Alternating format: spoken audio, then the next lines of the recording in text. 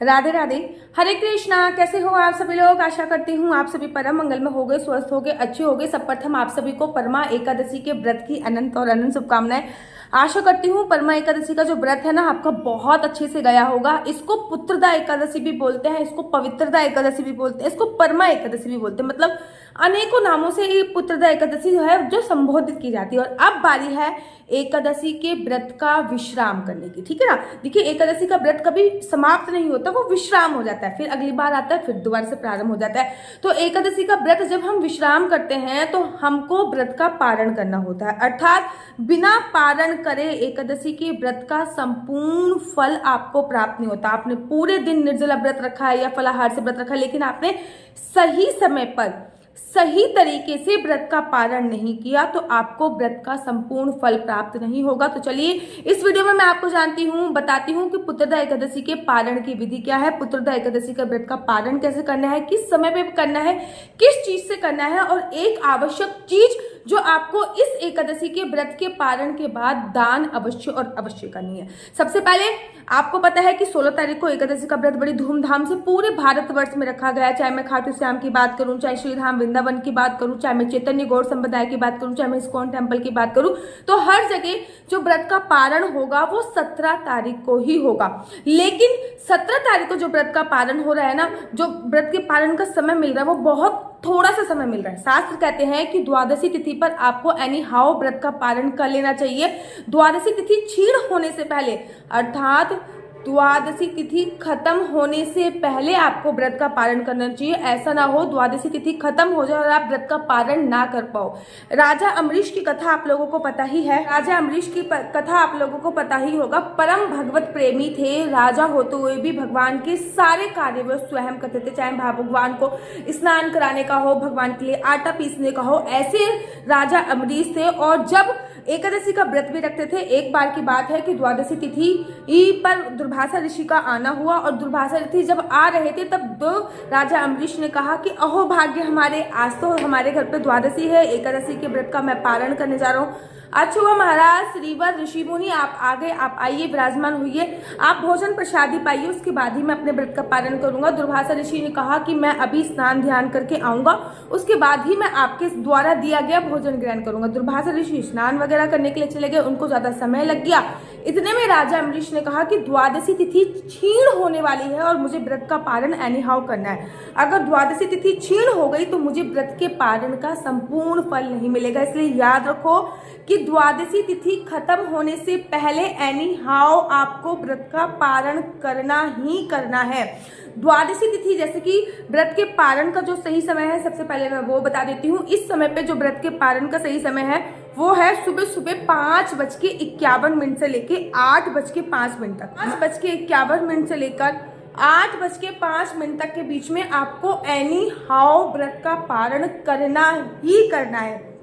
इस बात का ध्यान रखिए, जब भी आप व्रत का पारण करते हो ना तो एक सही पर्टिकुलर समय होना चाहिए। या तो हरिवासन समय निकल जाए उसके बाद ही व्रत का पालन करना चाहिए। दूसरा, त्रयोदशी तिथि प्रारंभ होने से पहले, अर्थात द्वादशी तिथि खत्म होने से पहले द्वादशी तिथि में ही आपको व्रत का पारण करना चाहिए, तभी आपको व्रत का संपूर्ण फल प्राप्त होता है। एक बात का और ध्यान रखिएगा कि हर एकादशी के व्रत का पारण तो एक जैसा ही होता है, लेकिन कुछ बातों का ध्यान रखना है। जैसे कि अगर मैं पुत्रदा एकादशी का बात करूं तो आपको सुबह सुबह उठना है, स्नान करना है, लड्डू गोपाल को स्नान कराना है, और लड्डू गोपाल के लिए खीर बना सकते हैं, खिचड़ी बना सकते हैं, पोहा बना सकते हैं, कोई भी चावल से संबंधित चीज बना सकते हैं। लेकिन बड़े सारे लोगों का अगले दिन भी व्रत होता है, जैसे कल शनिवार है तो बड़े सारे लोगों का शनिवार का भी व्रत होता है, कभी कभी थर्सडे पड़ जाता है तो थर्सडे का भी व्रत होता है, या फिर कुछ और भी पड़ जाता है तो उसका व्रत होता है। तो वो केवल और केवल भगवान के चरणों का चरणामृत पीकर भी व्रत का पारण कर सकते हैं। तो आप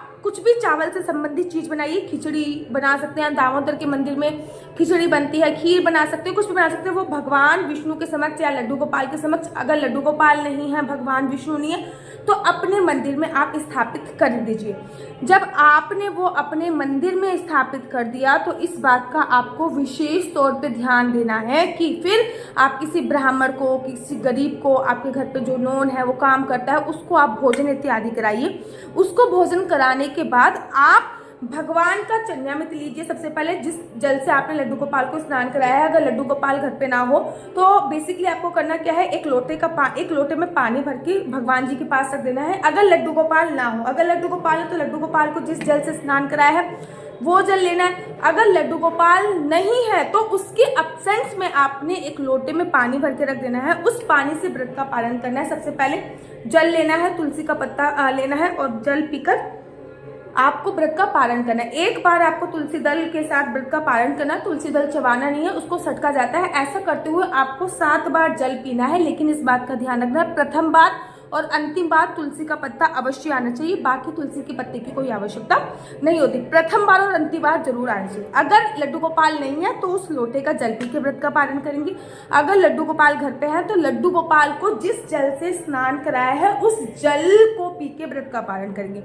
उसके बाद लड्डू गोपाल को जिस चीज का आपने भोग लगाया है वो खाकर आपको व्रत का पारण करें। एक बात ध्यान रखिए, आप कहोगे दीदी इतनी सुबह सुबह ब्राह्मण हम कहाँ से लेके आए। अगर आपको इतनी सुबह सुबह ब्राह्मण नहीं मिलता तो आप सूखा आइटम मंदिर में दान दे के आ सकते हो, या फिर खाने की थाली मंदिर में दे के आ सकते हो, या फिर गौ माता को भी खिला सकते हो, किसी गरीब निर्धन को भी खिला सकते हो। नहीं तो सूखा आइटम मंदिर में भी नहीं देना चाहते तो सूखा आइटम अपने हाउस हेल्पर को जो आपके घर पे आते हैं कोई, उनको दे सकते हो। आपके गली मोहल्ले में कोई क्लीन करने आता होगा उनको दे सकते हो, किसी को भी दे सकते हो, उसके साथ दक्षिणा मिलाकर। हर एकादशी पे पारण तो सिमिलर होता है, लेकिन दान की जो प्रोसीजर होता है ना वो थोड़ा सा डिफरेंट हो जाता है। जैसे कि अगर मैं परमा एकादशी या फिर पुत्रदा एकादशी की बात करूं तो इस एकादशी में जो दान देना है वो आपको जो दान आप हमेशा देते हो वही दान देना है, लेकिन एक चीज आपको अपनी तरफ से और मिलानी है, वो है सिंगाड़े का आटा या सिंगाड़ा या गुड़।